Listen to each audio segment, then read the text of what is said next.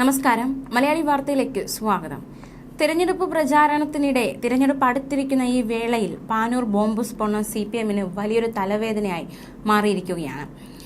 ഈ ഒരു സംഭവത്തെ ന്യായീകരിക്കാൻ, അതായത് ഈ ഒരു സംഭവവുമായി CPMന് ബന്ധമില്ല എന്നതും അതുപോലെ തന്നെ അതിനിടയിൽ ചില പാർട്ടി നേതാക്കന്മാർ മരിച്ച വ്യക്തിയുടെ വീട് സന്ദർശിച്ചതുമൊക്കെ വലിയ വിവാദമായി മാറിയിരിക്കുകയാണ്. ഈ സംഭവ വികാസങ്ങളെയൊക്കെ ന്യായീകരിക്കാൻ വളരെ വലിയ രീതിയിലുള്ള ന്യായീകരണമൊക്കെയായി രംഗത്ത് വന്നിരിക്കുകയാണ് CPM നേതാക്കൾ. ഇന്ന് പാർട്ടി സംസ്ഥാന സെക്രട്ടറി ഗോവിന്ദൻ മാസ്റ്റർ ചില നിർണായക പ്രതികരണം, ചില ന്യായീകരണങ്ങൾ നടത്തിയിരുന്നു. മരണ വീട്ടിൽ പോയത് ആശ്വസിപ്പിക്കാനാണ് എന്നായിരുന്നു MP ഗോവിന്ദന്റെ ന്യായീകരണം. ഇത് സ്വാഭാവിക നടപടിയാണെന്നും പോലീസ് പിടികൂടിയ DYFI പ്രവർത്തകൻ സാമൂഹ്യ പ്രവർത്തകനെന്നും സന്നദ്ധ പ്രവർത്തകനാണ് പിടിയിലായതെന്നതടക്കമുള്ള പ്രതികരണമാണ് MP ഗോവിന്ദൻ നടത്തിയിരിക്കുന്നത്. പിടിയിലായവരുടെ രാഷ്ട്രീയ പശ്ചാത്തലം നോക്കേണ്ടതില്ലെന്ന് വടകര LDF സ്ഥാനാർത്ഥി KK ശൈലജ ടീച്ചറും പ്രതികരിച്ചിരുന്നു. ഇപ്പോൾ ഇതാ ഈ ന്യായീകരണങ്ങൾക്കും ഈ വാദങ്ങൾക്കുമെല്ലാം മറുപടിയും മറു ചോദ്യവുമായി വടകര MLA KK രമ രംഗത്ത് വന്നിരിക്കുകയാണ്. KK രമയുടെ വാക്കുകൾ ഇങ്ങനെ: CPM ഇങ്ങനെ മാത്രമേ ഈ വിഷയത്തെ ന്യായീകരിക്കൂ. രക്ഷാപ്രവർത്തനത്തിന് പോയവർ എങ്ങനെയാണ് അവിടെ എത്തിയത്? ബോംബ് അവിടെ പൊട്ടുമെന്നും ബോംബ് അവിടെ നിർമ്മിക്കുന്നുവെന്നും രക്ഷാപ്രവർത്തനത്തിന് പോയ ഇവർക്ക് എങ്ങനെ അറിയാമായിരുന്നു?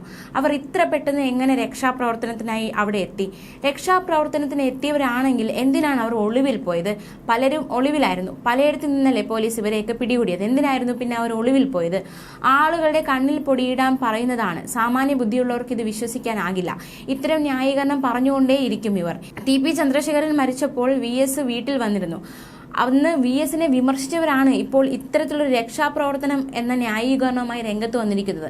മനുഷ്യത്വത്തിന്റെ പേരിലാണെങ്കിൽ എന്തുകൊണ്ട് എല്ലാ നേതാക്കന്മാരും പോയില്ല? അവർ പോകാൻ മടിക്കുന്നത് അല്ലെങ്കിൽ അവർ പോകാൻ പേടിക്കുന്നത് എന്തിനാണ്?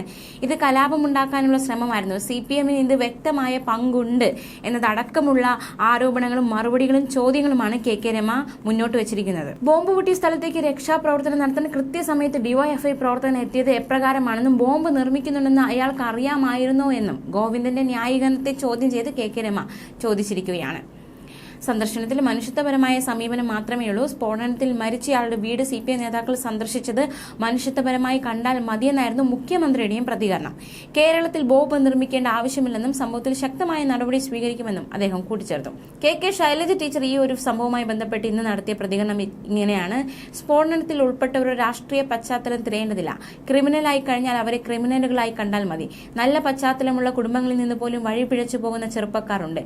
സ്ഫോടനത്തിൽ ഉൾപ്പെട്ടവരുടെ കുടുംബം തന്നെ അവരെ തള്ളിപ്പറഞ്ഞു കഴിഞ്ഞു. മരിച്ചയാളുടെ കുടുംബത്തെ സന്ദർശിക്കാൻ പാർട്ടി ആരെയും ചുമതലപ്പെടുത്തിയിട്ടില്ല. തനിക്കെതിരെ ഉന്നയിക്കാൻ മറ്റ് വിഷയങ്ങളില്ലാത്തതിനാലാണ് UDFന്റെ പ്രചാരണമെന്നും KK ശൈലജ ടീച്ചർ തുറന്നടിച്ചു.